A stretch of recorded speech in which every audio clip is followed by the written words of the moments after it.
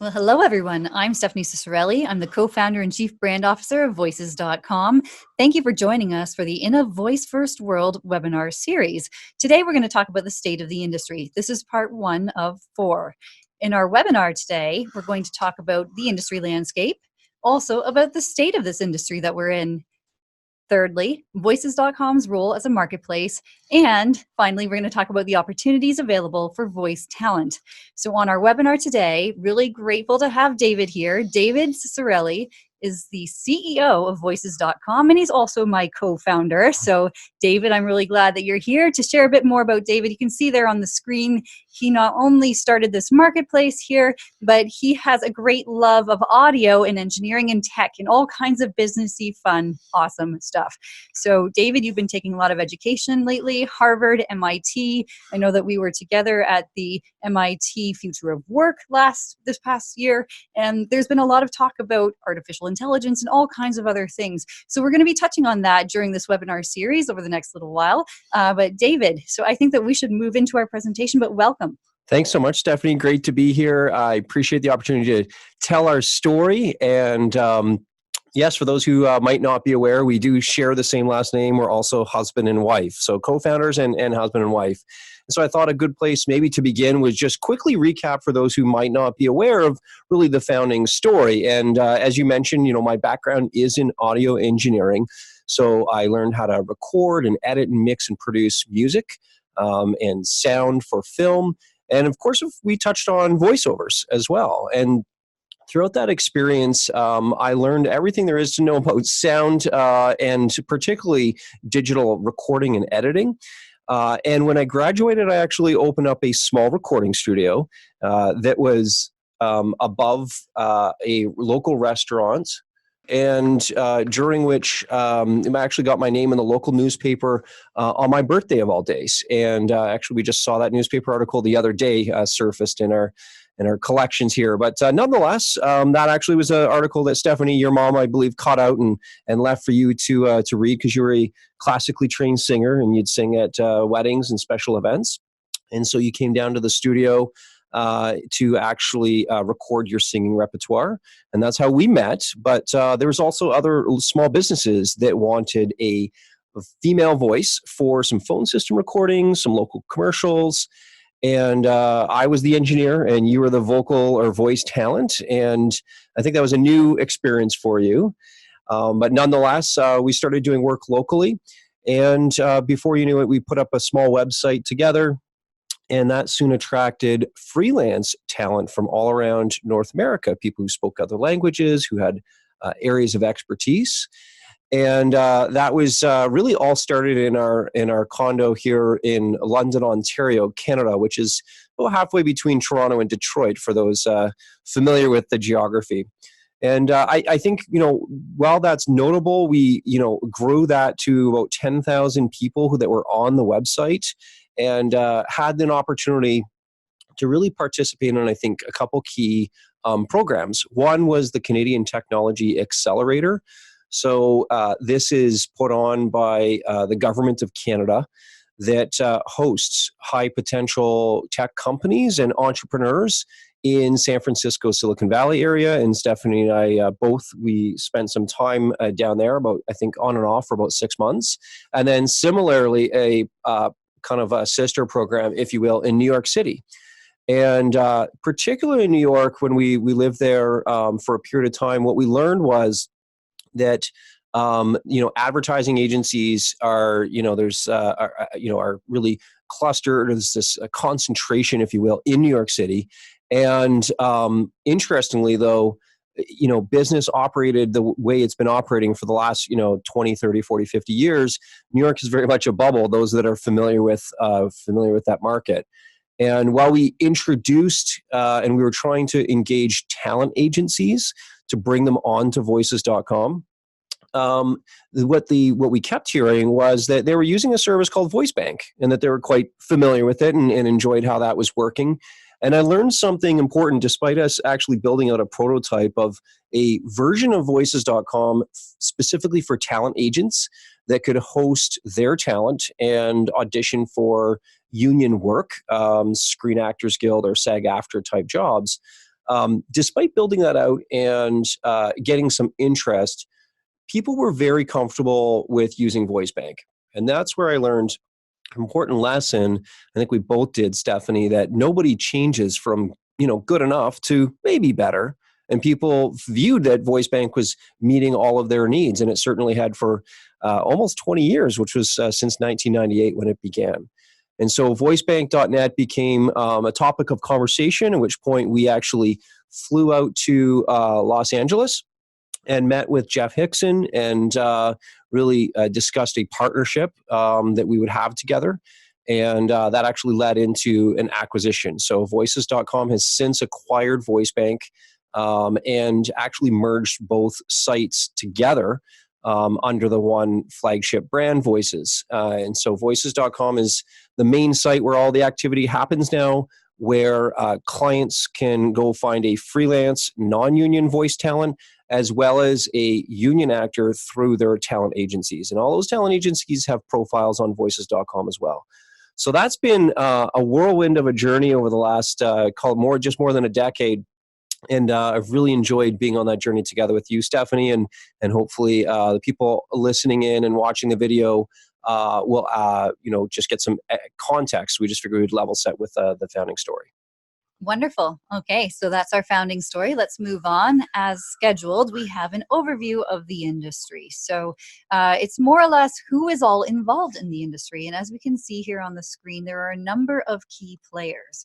David, would you like to talk a bit about each one? Well, first off, let's understand that the industry is made up of these key players because they provide a valuable service to the clients. The clients are the ones that, frankly, are paying the bills. They're the ones that are employing the talent, the studios, the agents. They're the ones with the projects that need a great voice to tell that story. And so the key players in the industry that are providing a service to the clients do start with the talent. And, the talent who really are from around the world, who speak different languages, often have a background in acting or performing arts. And so those are kind of the first key player we wanted to mention. The way the industry's operated really for much of the last century and still relevant today, of course, would be agents representing talent. And agents are a path to finding more voiceover work. And often a client, if they have a relationship with a talent agent, they'll just go right to the talent agent. And so they continue to be certainly relevant and I would say a key player within the industry. Talent that have gotten together and mobilized around creating a union. And so the Screen Actors Guild, I believe, was started in 1933. If I have that correctly, perhaps beforehand slightly, but certainly around for a long time. And then the American Federation of Radio and Television Artists, SAG-AFTRA, is the merger between those two unions. And so if you think of SAG as being more kind of the big screen, the AFTRA more the small screen radio and TV, but they're really one union now. And we continue at voices.com to have a dialogue with SAG-AFTRA. And then in Canada, it's ACTRA. And there's other performing arts unions around the world. Some of the newer players, though, just to mention, would be marketplaces. And so if you think of a marketplace as a website or a platform that kind of brings together these players, such as clients and talent and agents, with the main purpose of actually facilitating transactions online.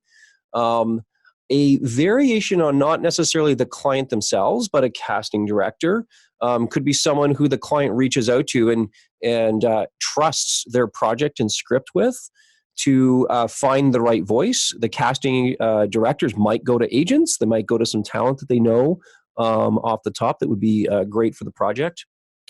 And then lastly are those studios. Sometimes they're home-based studios if the talent's working freelance or have built out a studio in their home, or it could be a commercial studio that becomes the physical place where kind of the industry congregates. So, Stephanie, anything you wanted to mention on some of these players? Yeah, I think we've got our talent, of course, and I presume most of the people watching this video are in fact voice actors. So, yay for you! You're awesome. Yes, there are agents. Absolutely, we work with agents at voices.com. I think what we want to really emphasize here is that Voices is actually where everyone comes to get something done. Mm. So, whether you're somebody who is casting for voices, or you are actually, an agent who needs to get some leads for their talent, or you're a freelance talent doing it all on your own, and in effect, running it as your own business, acting as your own agent, then this is a place for you. I think it's really, really important to stress that this is like online casting is what a marketplace is. So when you think of the offline world, things operate a little differently. But when you're using a marketplace online, what it is actually online casting. And there's online casting in all kinds of different industries or different parts of, frankly, the bigger one that we're part of. So there are acting sites that have an online casting aspect, any other number of different ways, but that's the proper term, an online casting site. All right, let's move on to look at the actual size of this market and where we're seeing the most growth opportunities. Well, when we size up the market space, there's an exercise referred to as the total addressable market. What is the value of all of the voiceover projects or jobs that are done in a year? And when we've done that assessment as part of working with investors or our own strategic planning process, we've landed on this number of $4.5 billion kind of time and time again. And there's a few citations out there of that the industry is somewhere between 12 and 15 billion. That's inclusive of language services, so translation, transcription, and then the dubbing as well too. But voice as kind of a pure a pure play itself, I would be looking at closer to $4 billion.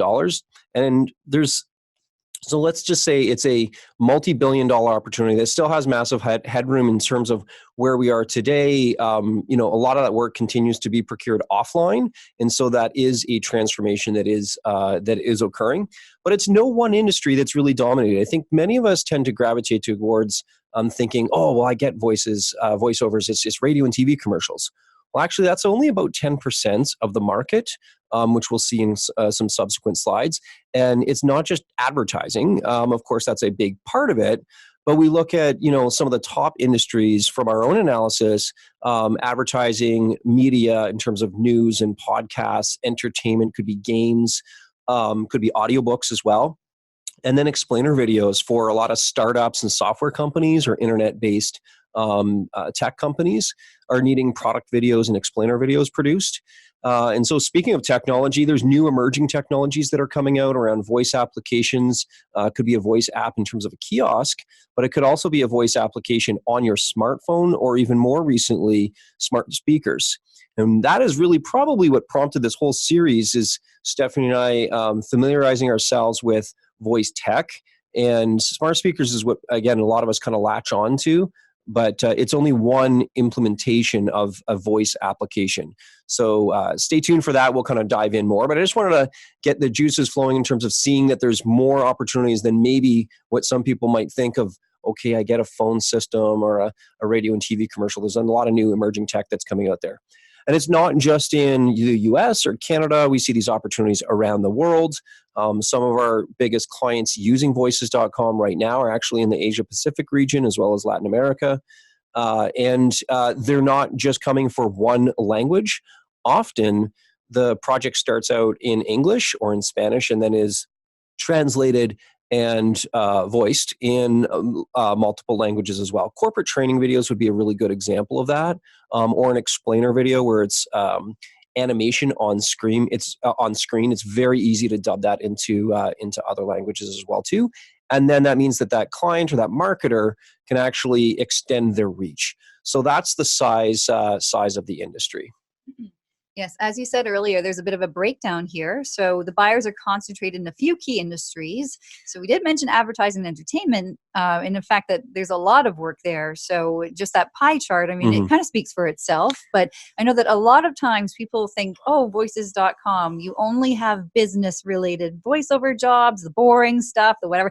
Like, actually, it's amazing work. All that business-related work is fantastic. And I do not want anyone to think that that is the only kind of work, though. So show in that big bracket. Wow, 58% entertainment. I would never have thought that. These are all the videos that are produced. They often, they kind of are almost a hybrid between advertising and entertainment. A lot of social media campaigns. We were at a studio in London, UK, the year before last, and I remember asking the client that we were visiting with, what have you seen change in the industry? And what businesses used to come into his studio and say, we want to get 1, 2, or 10-minute almost documentary explaining, about a factory or a plant or a big company, and use that as promotional material.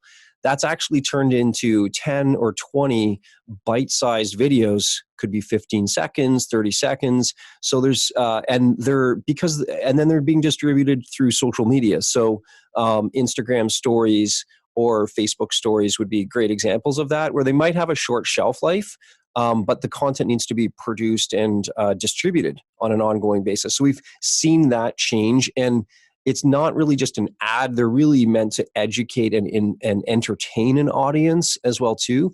When I'm referring to advertising here, it's kind of advertising in the purest sense, where the client is actually paying for that ad to be shown. And so there's, let's even kind of distinguish between, paid marketing and then content marketing. It might be another way to kind of describe what I'm alluding to with entertainment that might be the hybrid. But of course, classic entertainment, podcasts could be certainly considered within that space. Audiobooks, video games, that type of talking toys. Yeah. Oh, yeah. Awesome. All right. Well, thank you for that breakdown here. Now we're going to talk a little more deeply about the state of our great industry. So why don't we advance the slides, just one if you don't mind. So voiceover, as we're all aware, this is certainly a very old business. Over 100 years old, in fact. So, David, as you've told the story many times, we're thinking some of the earliest voiceovers were done in the 1930s, and in fact, actually 1920s. We have Walt Disney with Steamboat Willie. Later on, as you've talked about in past, we have all kinds of different iterations. I know Disney came out with tons of films in that period. The technology just started to grow and boom in the 1940s. Perhaps you can bring us from 20 years ago onward into the future. Sure. Well, one of the big technological advancements really within these last 20 years was the advent of the digital audio workstation, or sometimes referred to as a DAW, these home recording studios, which are, Pro Tools, Adobe Audition. We actually are running Adobe Audition here on the recording today. But we also have a Pro Tools set up in this office, like many of you do listening. And so for really a few hundred or even a few $1,000s, you can get set up with a pretty amazing space. This is different from when you started, I think. Like, even, well, I don't want to give away our ages, but when you first started your business, you wanted to make, a mobile recording studio to come to people, because it just frankly was really expensive to have a studio set up even then. So how much money were people spending in, say, the 1990s? Sure. So in the 90s, we might be looking at a couple $100,000. Then it dropped down to, maybe $10,000 to $20,000. And I think now we're, again, probably at a tenth that size, a fifth that size, $1,000 or $2,000, a great iMac or a MacBook Pro, some type of interface that you would have, and then where you can plug your microphone as well as your headphones. And then, of course, the software itself. So those are kind of the three pieces. What a lot of folks might actually miss, though, is the importance of a quiet room. So you can have all the great equipment, but if your room is noisy, or it's the slapback sounding off of the walls, that's going to be problematic. So I think the key takeaway here is that the cost of the technology has dropped dramatically. And that's also led into, speaking of technology, that's led to the emergence of online casting. And really, Voice Bank and what Jeff Hickson had pioneered was the first player of its kind. Jeff actually tells the story of, literally going into studios and agencies and installing their first internet connectivity with DSL lines and so forth. So he really brought the whole business online. And so I think now it's at the point where there's fast bandwidth, fast internet connectivity, big pipes connecting, in terms of the internet, connecting people to one another, that there aren't these technological constraints.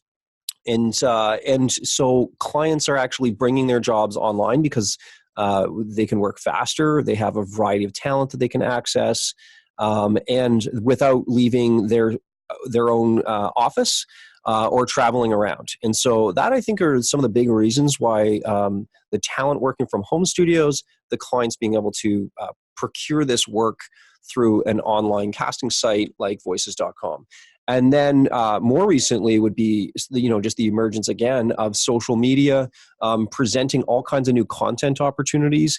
I remember when the first video iPod came out, which was when Apple actually announced podcasting, and they had a podcast app on, as a means of distributing content. There was a lot of hobbyists that got into podcasting. I think in 2007, it was the word of the year.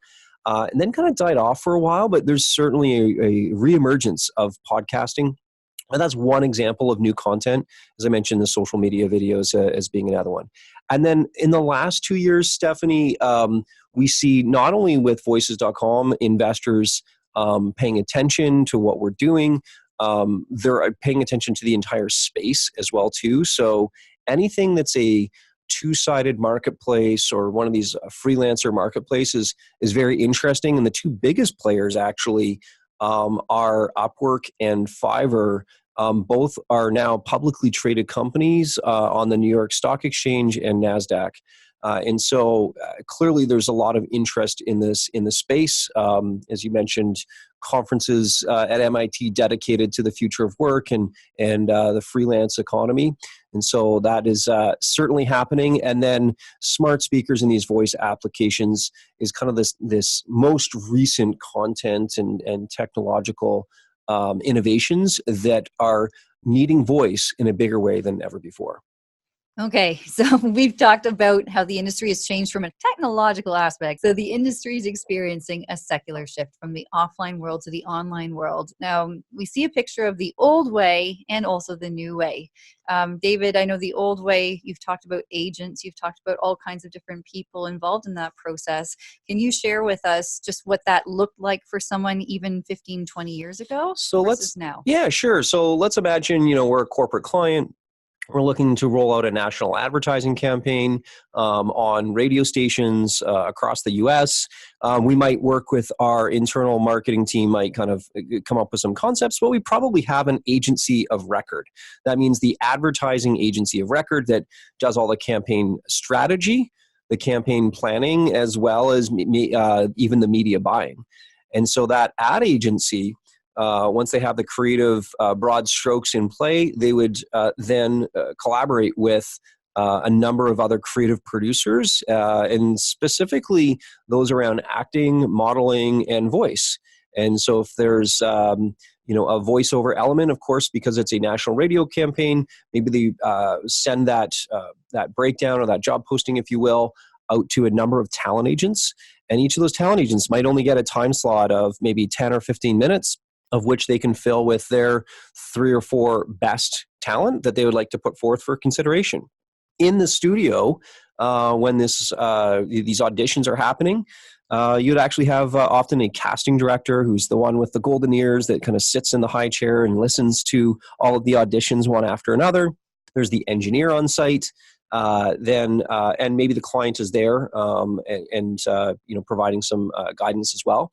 And all of that process can take, and it certainly used to take days to weeks just to coordinate the auditions, let alone, finding that right voice and then ultimately hiring them. And when we founded voices.com, this was being described to us and we thought, wow, well, the pieces are there, the process is there, but what if we could, so to speak, digitize that process, bring it online, and make it happen faster and smoother. And so while that, as we've described here, kind of the old way or the offline way certainly still exists, I would say it's concentrated in New York, Chicago, LA, where there's big centers of production and where there's, again, a concentration of Screen Actors Guild's talent. That tends to be the way that they prefer to work, or those clients prefer to work, versus all of the other projects that are available, which is, I would say, probably 10 times the size of market, would be freelance or non-union, can just as well, the quality is just as good, the talent are just as talented, doing it freelance and remote. And so I think that's kind of the, while we say old way, new way, it's could just as well be described as offline to online. Just so everybody knows, even though somebody might be doing something online, that doesn't mean that all of the decision makers from, say, the way that they did things before online are not involved. I know that there are a number of clients who use voices.com as a means to collaborate with team members in their accounts, and they'll involve people like the copywriter, like whoever it might be that needs to have a voice in the direction that casting is going. So what we've done is just basically help everyone who's part of that value chain and part of the decision-making process to do it in a faster way where they can collaborate together online from wherever they are at whatever time of day it might be. And they can do this asynchronously to achieve their goals. All right.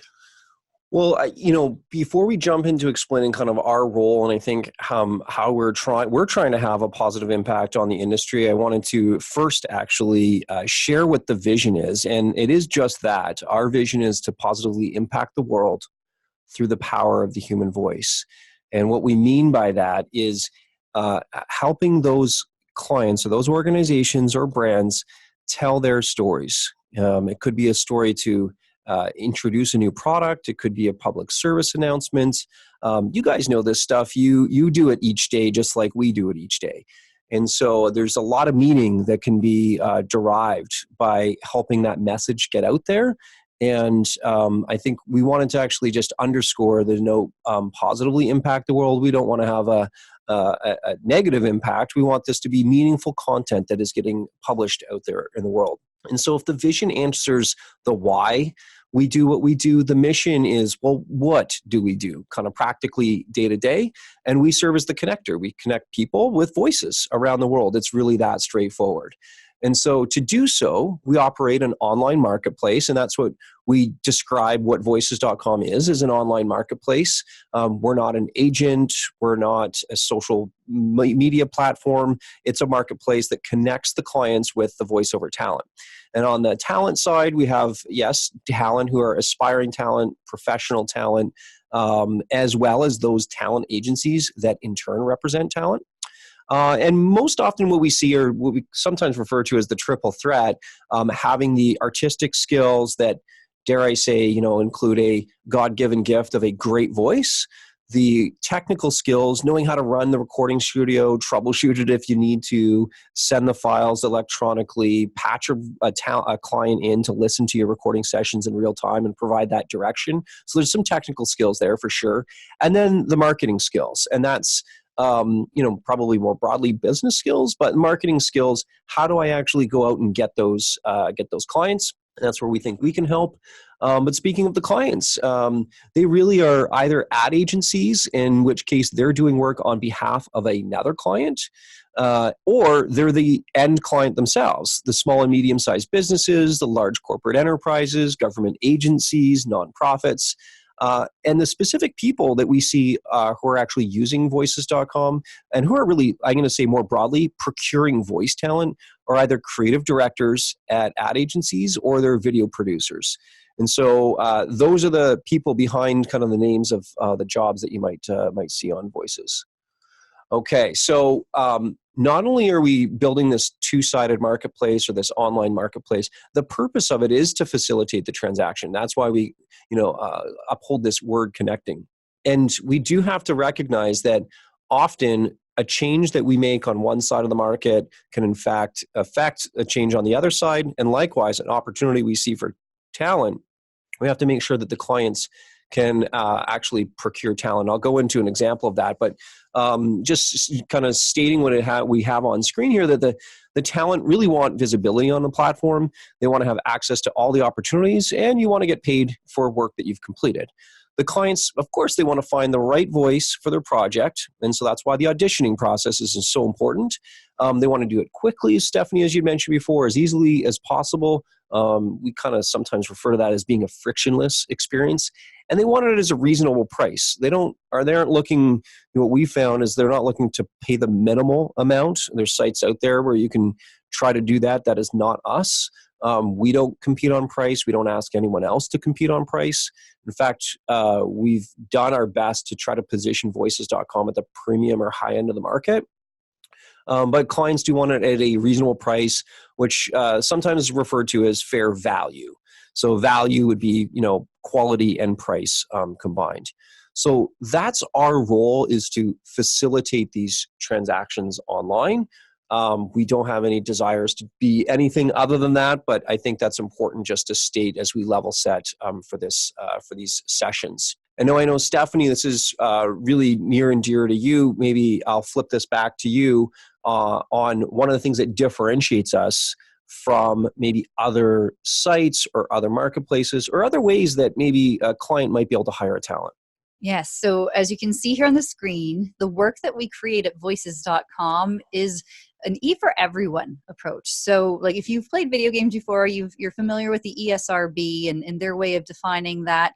But essentially, like what we've realized and have always thought to be the case over time is that in order to create content that can be enjoyed and shared with as many people as possible, you have to make it as accessible as possible.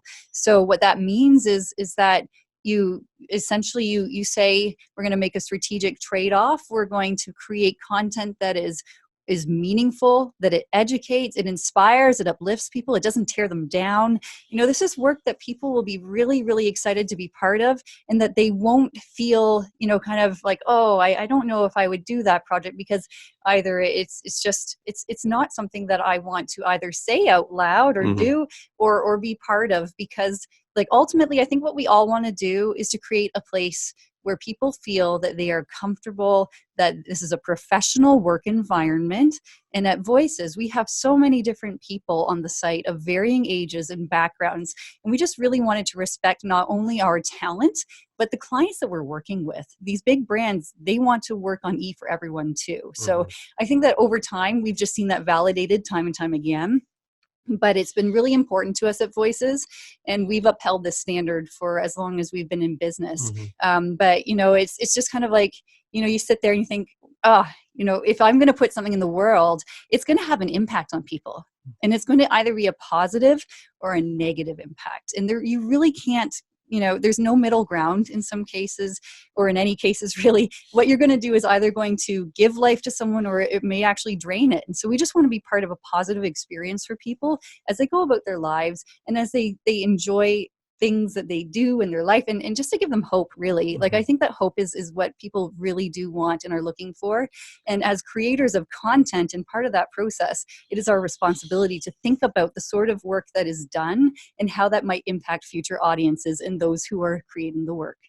So that's what we mean by E for everyone. If you've seen that around, we want to create this safe platform, because we are really reviewing a lot of the job postings that get put on voices.com against a set of criteria, and then it gets published and posted to the marketplace. We want you as talent to feel comfortable with the material that is being read out, and likewise, we want to be comfortable with it. And I think, as you touched on, Stephanie, there's a concept called brand safety, where a lot of big brands want to know that if they're going to post a job on voices.com, that their script is kind of side by side other brands that have a level of, you use the term, I guess, professionalism. Maybe it's morality might be another way to look at that. As well too. So that's why we have the content guidelines in place, that everyone can feel safe auditioning for the material, and that it is comfortable to do as well. And so just briefly to explain what some of these are: extreme violence and profanity. I think these two, and maybe even adult content. It's very clear when it's the content that might go through that. would be educational in nature versus entertainment. So extreme violence, you gave the example of a video game. That's not going to go through voices.com or something that's, laced with profanity. However, if, in rare circumstances, something might be saying as a direct quote, or in a historical context, might see something like that, where again, there's really no tolerance for this, but we do have to understand that there are historical events that were extremely violent, and often clients are putting out educational content either in the form of a documentary or training material for schools and so forth. And same thing with sexual education content. That's designed for schools and to educate audiences. So that would be where some of that content might get through. Whereas when we move on to racism and hate speech, I think we kind of it's the internet. It's very polarized. There's a lot of concern over the notion of free speech, but when it gets into very hatred speech, we can see that when we read the script and just know, as you said, Stephanie, it's really meant to tear somebody down. And so that client can, that work can be procured elsewhere. We're just not going to have it done on voices.com.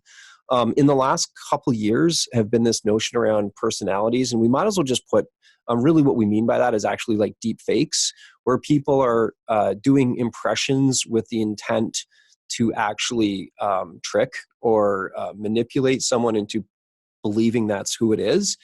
And so a deep fake, I'll let you guys Google that later if you're unfamiliar with the concept, but basically it's an AI generated video of somebody and words inserted into their mouths. And so we just don't want to be, a part or privy to that content that's being produced. I think that can be ultimately very harmful. I think it's not only to that individual, but, to an entire idea that's being portrayed. So we just are sensitive to that, I think, and that's kind of the takeaway with the slide, is that we want to be sensitive to the content that's being produced on voices.com. So that's really probably one of the biggest ways that we're different. Right. And if at any point in time you happen to see a job that you think, oh, that must have got past their, the review process somehow, and you do find it offensive, then there is a, report this a job function on there, and you can actually send that. It'll go to our customer service team and they can review it, because we do our very best to make sure that everything is abiding by these guidelines that you see. But should something get through somehow, then we want to be able to give you a mechanism that you can then tell us, so then we can go and look at it and take care of it from there. So on every job posting, there's a report abuse link that you can click, and that creates a support case. And we're quite responsive on those ones. So great tip, Stephanie. So moving forward then, I think more optimistically, we see a number of opportunities for talent. And Steph, I'll turn it back to you. Sure. So from not the dawn of time, but obviously for a very long time, many of these categories have existed outside of the online casting sites. But here you have audiobooks, documentaries. There's 13 categories listed here. So the newest one, of course, is voice assistant. And we'll talk a bit more about that in a future webinar in this series. But what I really wanted to say is that every time, and you mentioned this earlier, David, but whenever a new piece of technology is created, then there's like a world of voiceover work that is created. And that gets really exciting because, until there were motion pictures and so on and animation, there weren't a need for character voices in the sense that we see earlier with Walt Disney, as we thought about, and also with Warner Brothers and all their characters. Before the internet, there would have been no use for an internet video, or before the App Store was created, there wouldn't have been app pre-roll videos where you would learn about how to use the app before you downloaded or chose to invest your time in an app. So whenever there's new technology, there is always more voice work for you, whether it is promoting said product or service in a commercial, or it's actually being the voice of something that is facilitating that experience in an app, like a voice of a character in a game.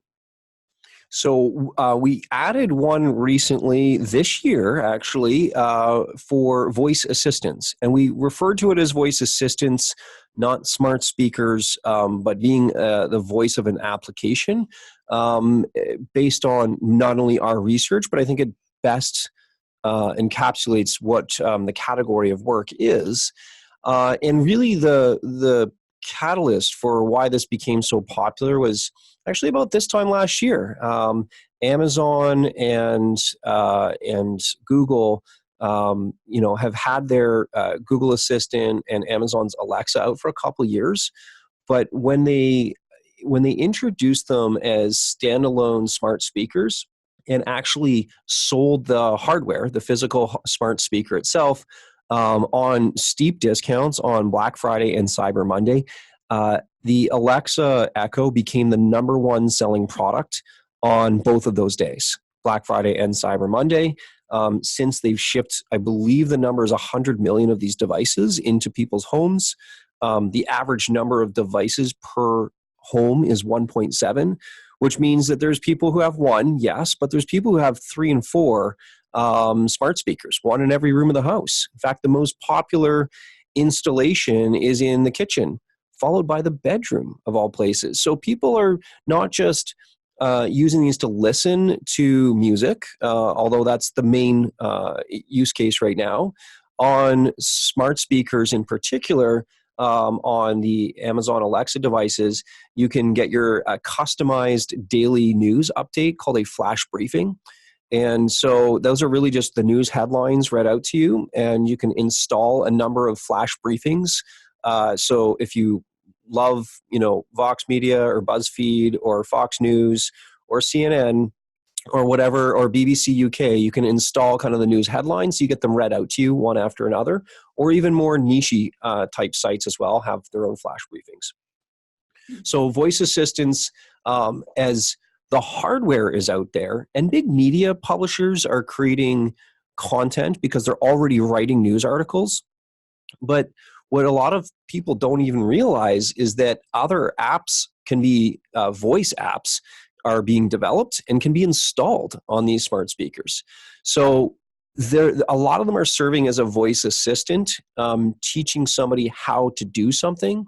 And previously, brands did not really think that they needed to, in terms of they needed a sonic brand or a sound that, or even a voice that represented their organization on the smart speaker. On the smart speaker itself. And so brands that might have been had a very strong visual identity, they're needing to rethink, what does our organization sound like? So I think that's a really big opportunity, which I know we'll dive into over the next couple sessions.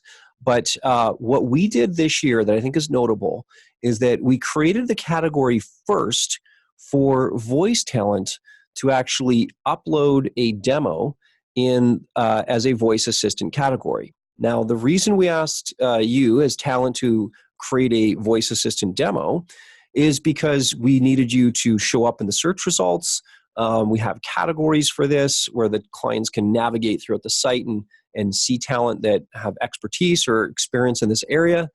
And then once you have that demo, well, now we can use that same category where clients can post jobs to talent who, again, have this expertise available. And so that's what we created this year. And one of the things we wanted to just put out there is really, I guess, a bit of a call to action here, Stephanie. Maybe you can, I believe you wrote a number of these scripts as well too, or certainly edited them with the team. But maybe you can kind of talk about the category itself and why it might be a good opportunity for talent. Sure. Thanks, David. So we do have a category, as you know, for voice assistants, and the more demos that are in there from varying talent, the better. So we would love to invite you to consider it. Like if you've been auditioning for work of this nature, or if you've booked it, then you know that this is a field where you could do well. So if you create a voice assistant demo, and then upload it to your profile at voices.com, you will in effect be in the search results for that. Also, if a job is posted for this kind of work, then that would obviously raise your voice match score. You'd be doing better in terms of your points there. But just honestly, like, this is so new that it's still ground floor, I would say. Like, even though we did ask for talent to do this earlier in the summer of this year, we wanted to make sure that it wasn't something that we just talked about once, because these are becoming more ubiquitous. They're everywhere, these smart speakers. People need to have voices for any number of different reasons for a smart speaker. This isn't just, being the voice on a flash briefing or something. Like, this could literally be an app, like a skill, an Alexa skill or something. And you could be doing something as simple as ordering dinner, from a service to bring you something. And that voice has to interact with you. And in order for it to do it, it needs a voice. so, Mm-hmm. so I think there are a lot of businesses that will come online with this sort of idea in the next little while, especially as they begin to see competitors doing it, as they see it become more mainstream and talked about. And certainly the big brands, I know that the big brands for sure don't want to have Alexa reading out their information when they could have their own voice. Mm-hmm. Well, while we're talking about smart speakers, the broader category being voice assistants. So it could be an implementation actually through a phone or a smartphone that has these capabilities. Through literally old school dialing up a phone. That's been, telephone banking that way has been common. That's why a lot of the banks were all first movers it's particularly in the U.S. with having voice technology, and also some of the best, strongest applications for smart speakers. But moving beyond smart speakers, because although we'll talk about that quite a bit in the coming sessions here. I wanted to touch on the voice in the car, because if we could just pivot the conversation there briefly. We were at the Voice of the Car Summit at the NASDAQ Center in San Francisco, and they had all the major car manufacturers there, including a representative from Amazon. And they said that in their research that voice technology in a vehicle was the number one decision-making criteria that, where are we at? After millennials, Gen Z, I suppose, were making. The voice technology was the number one factor. It's not price, it's not color or style. It's how am I, what's the tech package look like? And voice being a major component to that. So I thought that was really fascinating. And Amazon also announced that there are 1 million pre-orders for Alexa Auto, which is basically an aftermarket add-on little piece of hardware that gets tacked on and plugged into the cigarette lighter, if you will, for power into the vehicle. And so if you think of when GPS was first kind of came out and everyone had these little standalone units that looked like a deck of cards that kind of sat atop your dashboard, but now GPS is all embedded into the head of the dash and into the vehicle itself. Similarly, what we're seeing now is that pattern repeating, where people are installing these Alexa Auto in terms of pre-orders, figuring out how to get a smart speaker into a car. It's being kind of bolted on now, but that technology will be embedded in vehicles. And so I think that's going to present a whole new opportunity for voice to serve as a navigator, to provide the assistant either for the car manufacturers themselves or for kind of these third-party applications that might be relevant. Maybe it's a hotel app, or maybe it's a gas station app that you can interact and engage with. So I think that just trying to, as I said earlier, to reuse the phrase, get the juices going a little bit in terms of how we're thinking about voice technology as being opportunities. So there's the link if you're interested in downloading those scripts, or you can simply Google voices.com scripts for voice applications, and that'll get you the link if you don't want to type that all in. Of course. Well, thank you very much for joining us today. I want to thank David for his time and expertise in this area. As I said before, we want you to join us for all of the webinars in this series here in the video series. And this is webinar 1 of 4. So in our next webinar, we will be talking about the future of voice. Be sure to join us then. For now, I'm Stephanie Ciccarelli. And I'm David Ciccarelli. Thank you so much for joining us. Have a great day.